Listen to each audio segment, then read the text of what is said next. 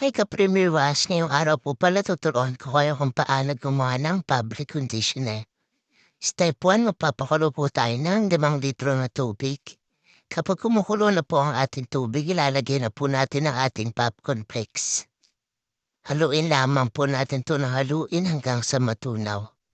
Huwag po natin titigilan ang paghalo hanggang sa matunaw ang ating popcorn flakes. Kapag natunaw na po ang ating popcorn flakes, dadagdagan na po natin ng 4.5 litro na tubig. Hindi na po ito mainit. Dagdag na po natin. Tapos, haluin lamang po ng haluin. Haluin lamang po na isang direction.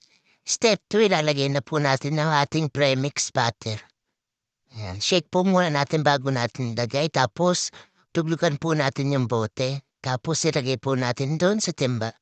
Step 3 naman po, coloran. Ilagay na po natin, haluin ang haluin. Ang paglalagay po ng coloran, depende po sa inyo. Ilalagay niyo po lahat ng coloran. Pero ako po nalagay ko po lahat. Yan, haluin lamang po natin siya na haluin.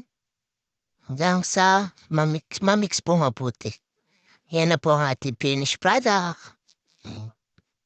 Rest lamang po natin siya ng 7 days bago ilagay sa bote o gamitin. And thank you po.